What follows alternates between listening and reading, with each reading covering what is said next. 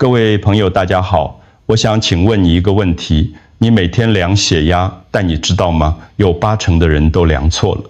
没错，80%，这不是危言耸听，而是我在诊间30多年看到的真实情况。很多人以为量血压很简单，把袖带一绑，按个钮就好了。但其实就是这么一个看似简单的动作，只要做错一步，你的血压值就可能相差20毫米汞柱。20毫米汞柱是什么概念？这可能是正常跟高血压的差别，是要不要吃药的差别，更严重的是会不会延误治疗的差别。我见过太多病人因为量错、血压倒致误判病情，有的人吃了不该吃的药，有的人该吃药却不知道，最后等到中风、心肌梗塞送急诊，才发现原来自己的血压早就出问题了。所以今天这支影片，请你务必听到最后，否则你可能一辈子都在用错的方法量血压，而你自己根本不知道。在我们开始之前，请不要忘记订阅我们的频道，并且开启小铃铛，这样你就能收到我们最新的健康建议。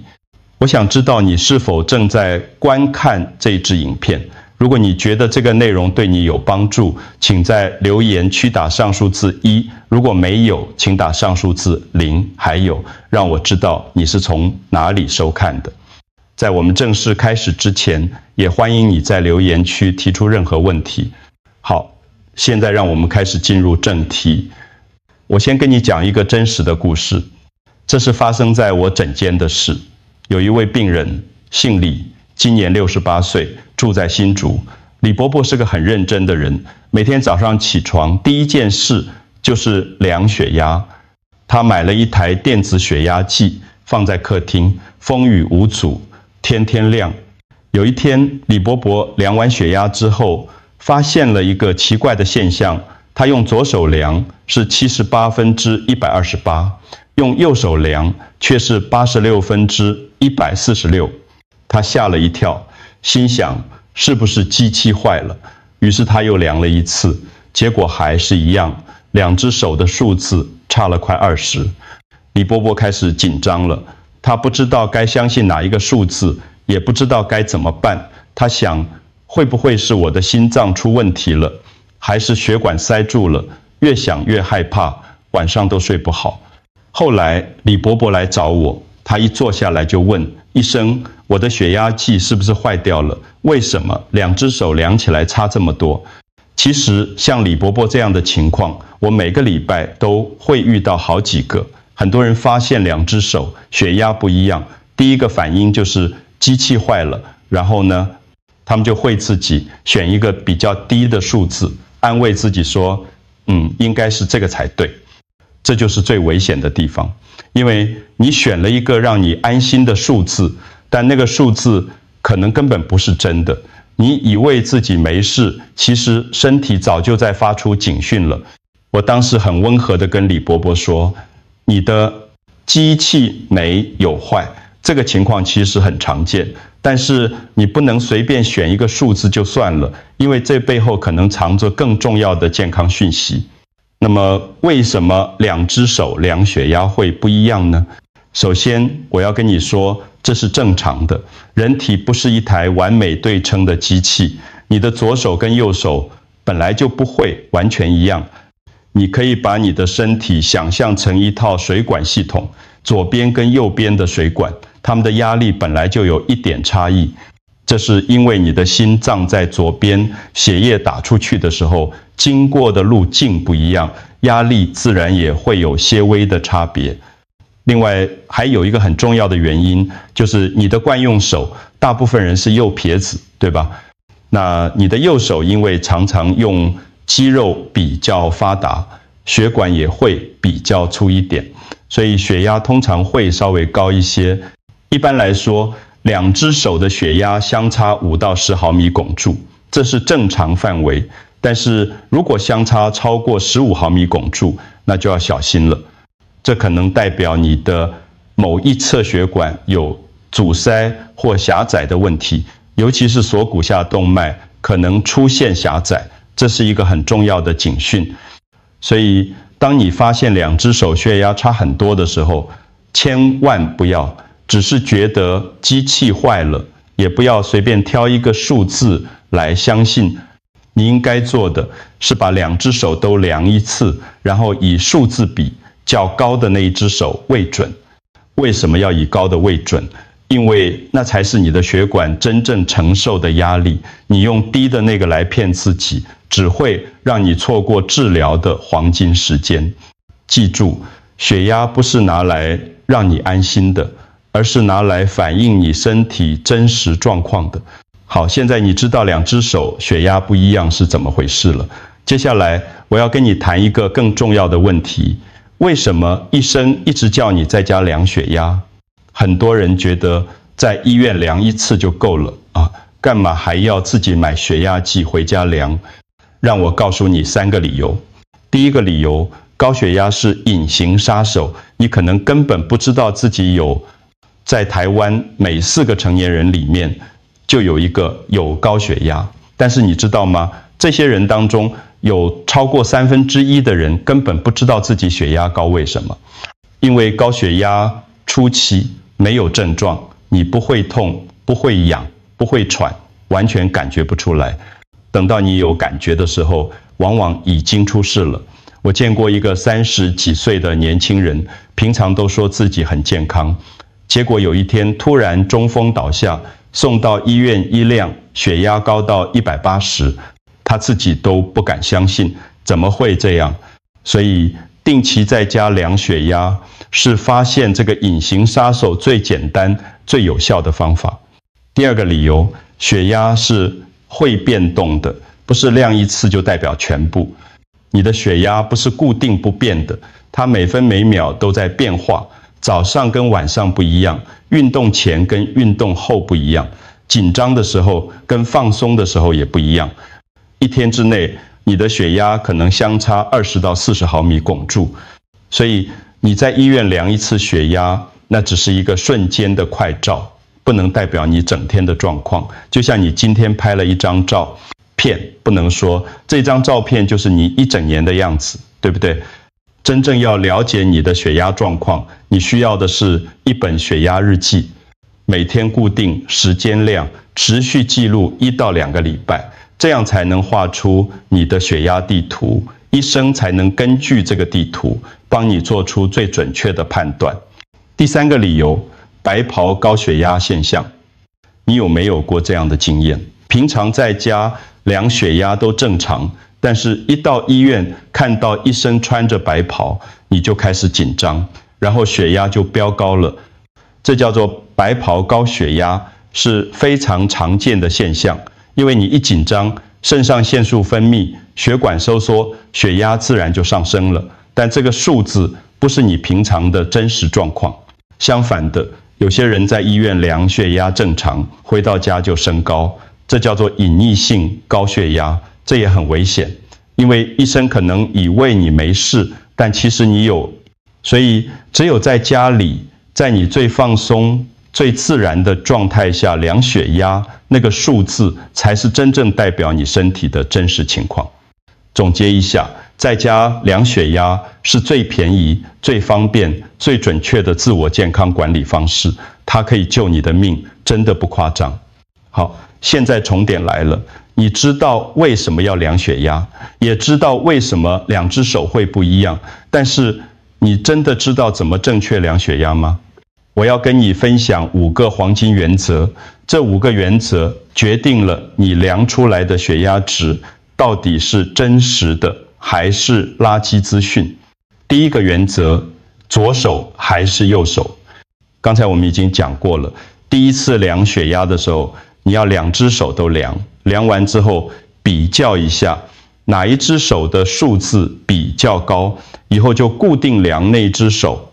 为什么？因为那是你血管真正承受的压力，也是医生需要知道的数字。不要自作聪明去选低的那只会害了你自己。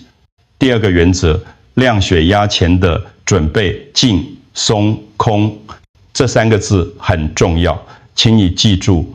静是指环境要安静，心情要平静，量血压前30分钟不要运动，不要抽烟，不要喝咖啡或茶，因为这些都会让你的血压升高。松是指身体要放松，坐下来休息5分钟，深呼吸几次，让自己的心跳慢下来。如果你刚爬完楼梯，刚吵完架，刚赶着出门，那你量出来的血压绝对是偏高的。空是指膀胱要净空，如果你憋尿，血压也会升高。所以量血压之前，先去上个厕所，这是很多人会忽略的细节。第3个原则，姿势要正确。坐在有靠背的椅子上，背部挺直，双脚平放在地上，不要交叉。很多人喜欢翘2郎腿，这样会让血压升高5到10毫米汞柱。手臂要放松，手掌向上，放在桌子上，高度要跟心脏平行。如果手臂太低，血压会偏高；手臂太高，血压会偏低。袖带要绑在上臂，位置大概在手肘上方2到3公分的地方。袖带不能绑太紧，也不能太松，你应该可以塞进1到2根手指头的空间。如果绑太紧，血压会偏低；绑太松，血压会偏高。还有量血压的时候，不要隔着厚衣服，最好卷起袖子，让袖带直接接触皮肤。第4个原则，7-2法则，这是国际高血压学会推荐的标准测量法。7是指连续量7天，2是指每天量2次，一次是早上起床后1小时内，上完厕所，吃早餐前，另一次是晚上睡觉前。每次量的时候要量2遍，中间间隔1到2分钟，然后取平均值。为什么要这样量？因为这样才能真正了解你的血压变化规律，也才能排除偶然的误差。第5个原则，量血压时保持安静，这一点很重要，但很多人都做不到。量血压的时候，不要讲话，不要动，不要看手机，你只要开口说一句话，血压就可能升高10到15毫米汞柱。我知道很多人喜欢边量边跟家人聊天，或者边量边滑手机，但这样量出来的数字是不准的。你要做的就是安安静静坐着眼，睛可以闭起来，深呼吸，等机器量完。好，这5个黄金原则你都记住了吗？静、松、空，姿势正确，2只手都亮，7-2法则，保持安静。只要你照着这5个原则做，你量出来的血压就是可信的。医生也才能根据这些数字，帮你做出正确的判断跟治疗。好，现在你知道怎么正确量血压了，但是量完之后呢，那些数字到底代表什么意思？很多人量完血压，看到数字，就只会说，哦，好像有点高，或者还好了，不会太高。但其实这些数字背后藏着很重要的健康讯息，你一定要会解读。第一个要看的是2只手的血压差。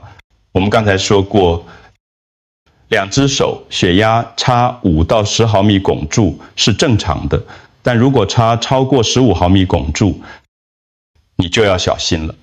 这叫做双臂血压差，英文叫 Interarm Blood Pressure Difference。如果你的双臂血压差太大，可能代表你的锁骨下动脉有狭窄或阻塞，这会增加你心脏病跟中风的风险。所以不要以为2只手血压不一样没关系，这是一个很重要的警讯。第2个要看的是脉压差。什么是脉压差？就是收缩压减掉舒张压。举个例子，你的血压是80/130，那你的脉压差就是130减80，等于50。正常的脉压差大概是40到60毫米汞柱。如果你的脉压差超过60，那就要注意了。这可能代表你的血管已经开始硬化。你可以想象一下，血管就像水管，年轻的时候，水管是软的，有弹性，血液流过去的时候，水管会稍微膨胀，但是随着年纪增长，水管会变硬，失去弹性，这时候血液打过来，压力就会变得很大。这就是为什么老年人的收缩压会特别高，而舒张压反而可能降低，脉压差就会变大，脉压差大，代表你的动脉弹性变差了，这是心血管疾病的危险因子。所以血压不是只看那2个数字就好，你还要会看它们之间的关系。记住，数字不只是数字，它们是你身体发出的信号，你要学会听懂这些信号，才能及早发现问题，及早处理。好，讲了这么多，你可能会问，医生除了吃药，还有什么方法可以降血压吗？当然有，而且我要告诉你的，都是不用花钱，或者花很少钱就能做到的方法。第一个方法，睡饱觉，睡午觉。很多人不知道，睡眠不足会让你的血压升高。哈佛大学跟欧洲心脏学会的研究都证实了，如果你每天睡不到6小时，你的高血压风险会增加30%以上。相反的，如果你每天睡足7到8小时，再加上中午睡个30分钟的午觉，你的血压可以降低5到6毫米汞柱。不要小看这5到6毫米汞柱，这可能就是你需不需要吃药的差别。第二个方法，每天晒太阳15分钟。晒太阳不只能补充维生素 D， 还能帮助你降血压。当紫外线照到你的皮肤，你的身体会产生一种叫做一氧化氮的物质。一氧化氮可以让你的血管放松、扩张，血压自然就会下降。所以每天早上或傍晚找个时间出去晒个15到20分钟的太阳，不要擦防晒乳，让阳光直接照在你的手臂或腿上。记住，不要晒太久，也不要在中午太阳最烈的时候晒，那会伤害皮肤。第三个方法，吃对的食物。有些天然食物对降血压很有帮助，比如说山苦瓜，它含有苦瓜素，可以帮助降血糖，也能稳定血压。绞股蓝泡茶喝，可以调结血脂，保护血管。山楂茶可以扩张血管，改善血液循环。玉米须茶有利尿的作用，可以帮助排出多余的钠，降低血压。这些都是很平民的食物，你去传统市场或中药行都买得到，但是要记住，这些食物是辅助的，不能取代药物。如果你的血压已经很高了，还是要听医生的话，按时吃药。第四个方法，每天走路30分钟。运动是降血压最好的方法之一。你不需要跑马拉松，也不需要去健身房，你只要每天走路30分钟，就可以让你的血压降低5到10毫米汞柱。走路的时候，速度不用太快，微微流汗就好。你可以在公园走，在河滨走，在自己的社区走，甚至在家里走都可以。重点是要持续，每天都走，不要3天打鱼2天晒网。第5个方法，抱抱疗法。这个方法听起来可能有点不可思议，但是科学研究证明，拥抱真的可以降血压。当你拥抱你爱的人，你的身体会分泌一种叫做催产素的荷尔蒙，催产素可以让你放松，减少压力，降低血压。所以每天回家抱抱你的家人，抱抱你的孩子，抱抱你的另一半，甚至抱抱你的宠物，都可以。这不只是为了降血压，更是为了你的幸福感跟家庭的和谐。好，这5个方法你都记住了吗？睡饱觉、晒太阳、吃对食物、走路、拥抱，这些都是不用花钱，但是效果很好的降血压方法。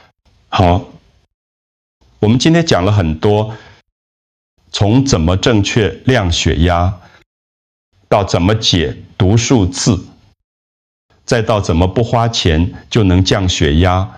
我想跟你说的是，血压管理真的不难，只要你愿意花一点时间，学会正确的方法，每天记录，认真执行，你就可以守护你自己的健康。量血压不是为了让你焦虑，而是为了让你了解自己的身体。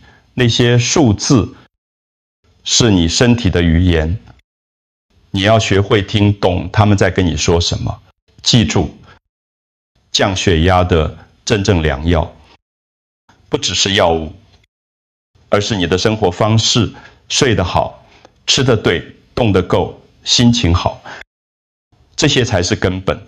但是我也要提醒你，如果你已经在吃降血压的药，千万不要自己乱停药。很多人觉得血压降下来了，就自己把药停了，结果血压反弹，更严重的可能会引发中风或心脏病。所以任何关于药物的调整，一定要跟你的医生讨论，不要自己做主。最后，我想请你做一件事，从今天开始，为你自己，也为你的家人准备一本血压日记，每天固定时间量血压，记录下来，然后定期拿给你的医生看。这本日记可能就是救你一命的关键。如果你觉得今天的内容对你有帮助，请在留言区打上“我要健康降血压”，让我们一起守护心脏，守护健康。也请你把这支影片分享给你的家人、朋友，因为你的一个小小分享，可能就救了一条命。谢谢你今天的收看，我们下次见，祝你健康平安。